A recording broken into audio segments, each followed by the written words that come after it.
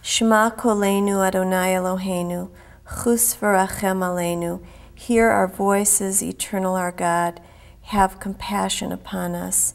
V'kabel barachamim uvratzon et tefillatenu, and accept with compassion and delight our prayer. Ki el shomea tefillot v'tachanunim ata, because you're a God who hears prayers and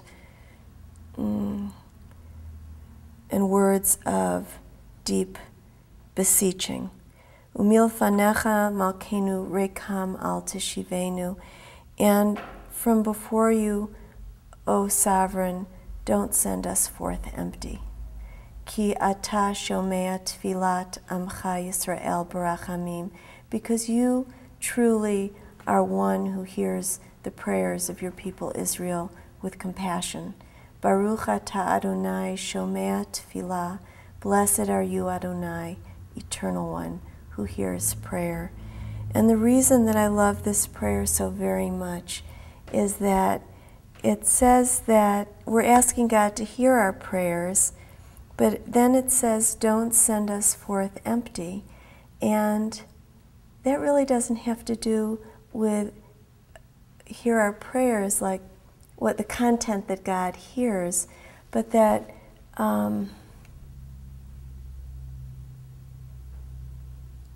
there's something about being heard that leaves us full, and that we shouldn't go forth from this moment of prayer empty of hope or presence or heart. So I love this prayer very much. I certainly believe that God wouldn't be so ungracious as to have a true belief, that just like a good parent wouldn't say, I only have one real child, the others are kind of,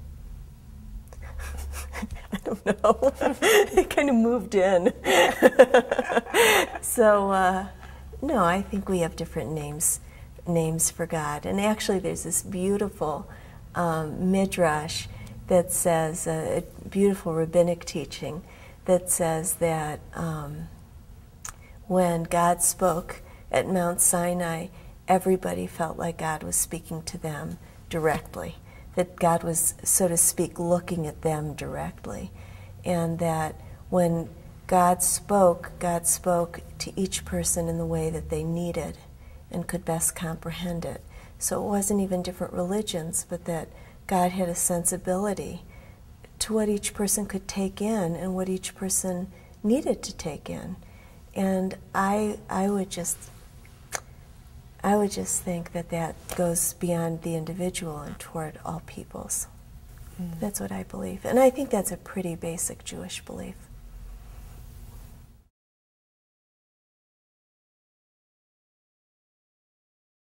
And we have a word for that, which is tikkun olam, mending the world. And there's also an idea of tikkun, repair of the soul. And that we're always in the process of, or we should be always in the process of caring for our souls and working to care for the world. And that if we don't do that, we're only fulfilling half of the covenant. That we have a relationship with God and we have a relationship with humanity. And to short either of those is not to fulfill our task as Jews. And I think that in different times in history, even within a single denomination or within a single movement, that there's been an emphasis one way or another, or individuals have different skills and or different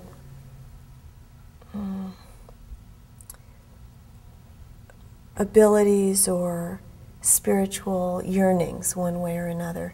But to be that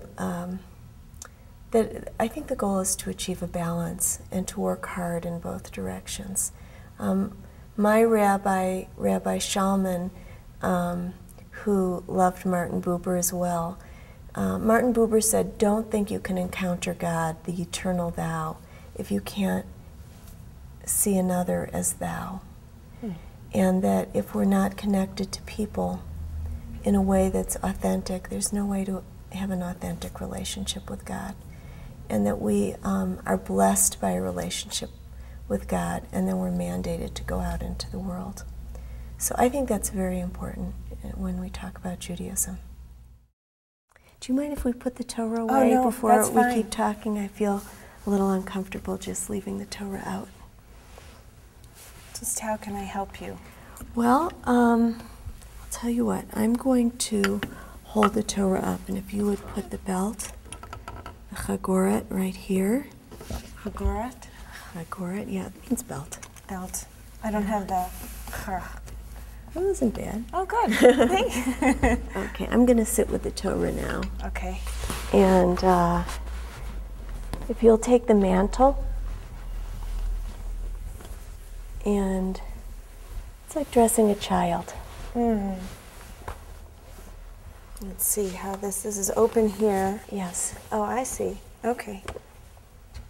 Good.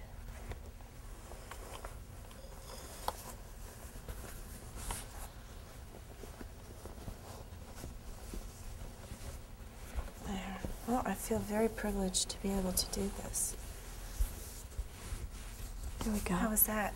It's fine. Now we have the... Now we have the breastplate, which is over here. And you know, in ancient times, the Kohanim, the priests, used to wear all this finery. And we don't have anything like hereditary priests or anything like that. We still have people who are called Kohen or Kohanim or Cats. But we dress the Torah in the finery now.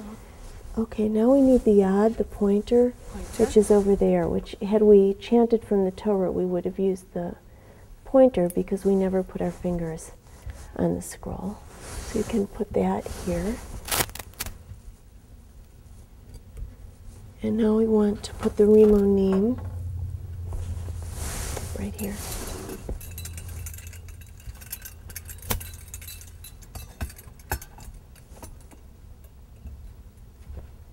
There's birds on the top. You know, this is a kind of funny thing. In every country you have symbols that are unique to the country, and someone, whoever made this, put American eagles on top of these. And this year celebrates actually the 350th year that Jews have been in the United States.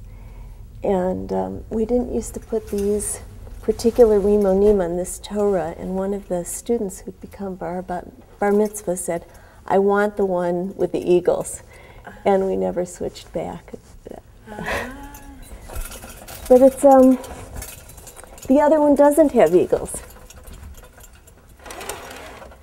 It's missing actually a Jewish star, but it's more traditional looking. Okay. And so the priests used to actually wear the breastplates. Mm-hmm. And there's all sorts of symbolism on them. The lions of Judah. The menorah is the oldest Jewish symbol. This has a crown, which means the crown of Torah, that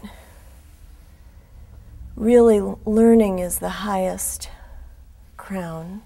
And this has the 10 Commandments. So these are different ancient symbols.